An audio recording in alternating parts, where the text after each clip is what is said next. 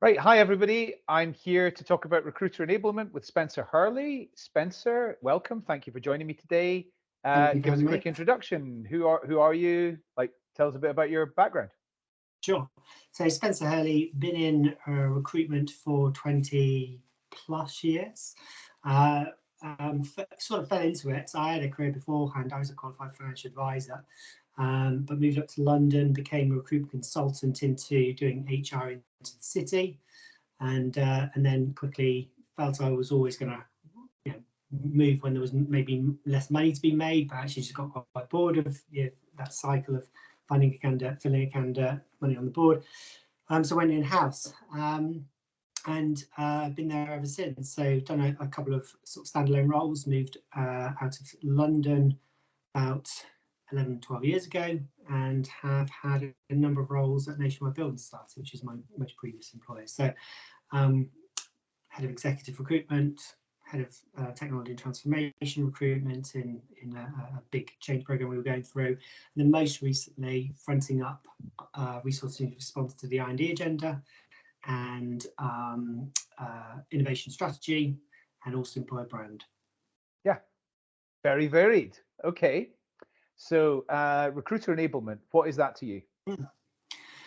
Well, I guess it can go one of two things. It can be both positive and negative. So for me, positive is about how you set the recruiters up for success, how you get rid of the low value things. So it's rather than repeating things over and over again, 5 different people doing the same thing ultimately, which is trying to find candidates or onboard them, etc.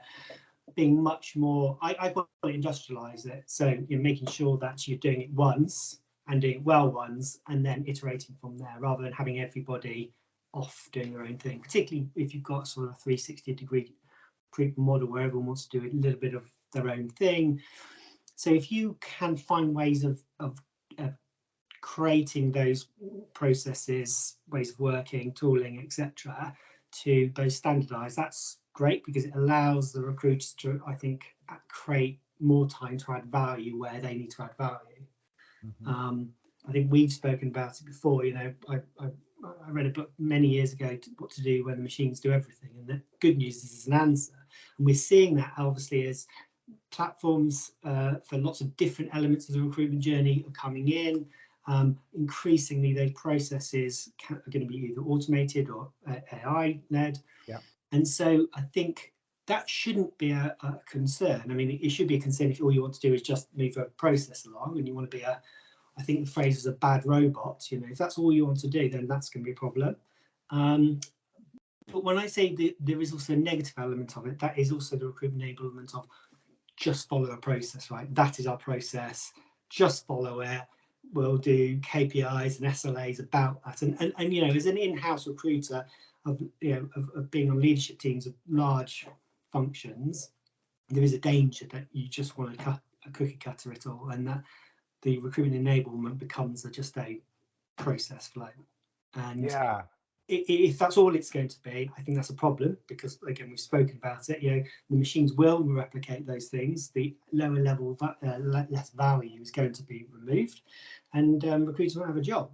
So, how do you use it in a positive sense to allow them to give space to some time to think how engaging with the kind of experience, the hiring manager experience, etc., where you will add value, and that's the human touch. Be a good human, not a bad robot.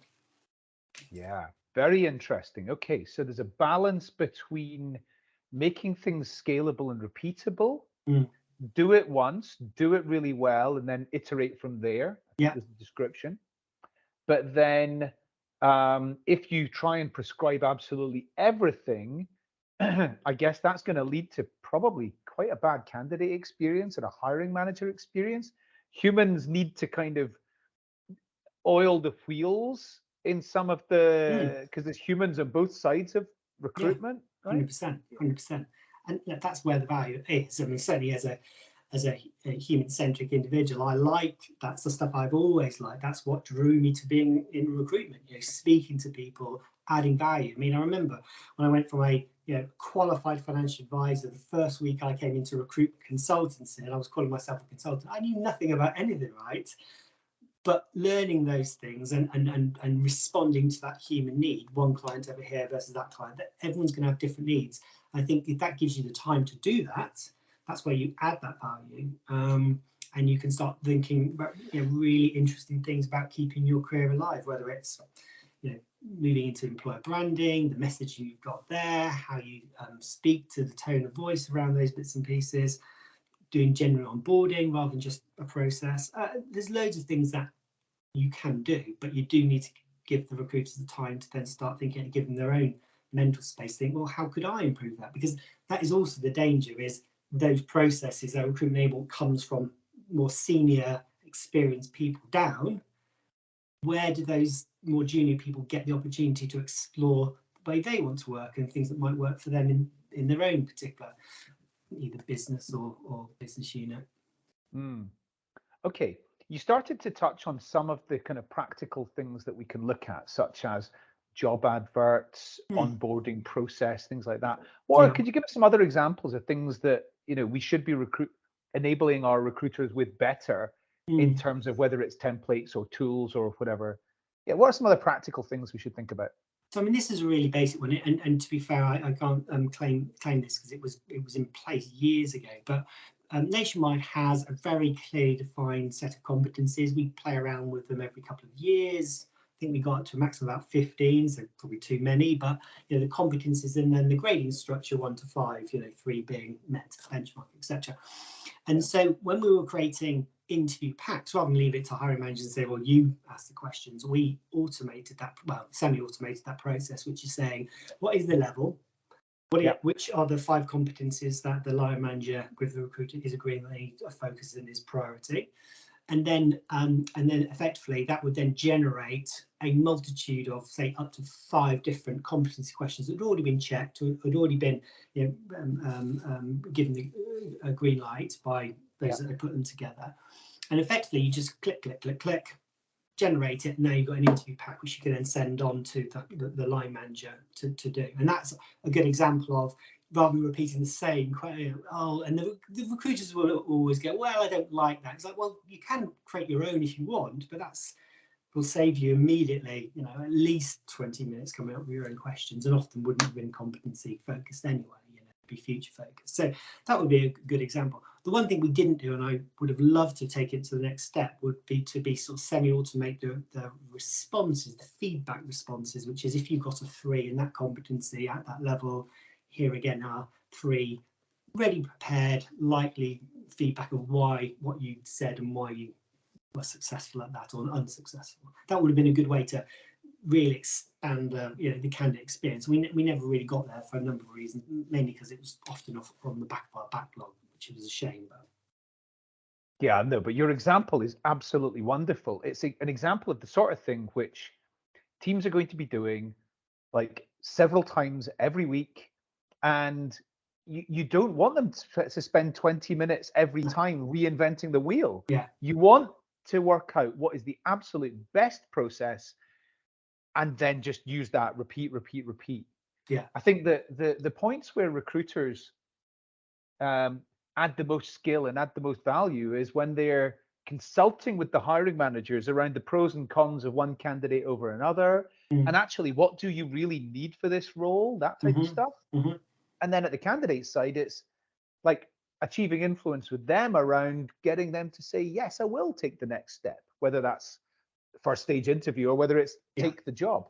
That's the point where they've got the real human kind of EQ and all that type of thing. So process around the competency framework or the like how to score things, that type of stuff.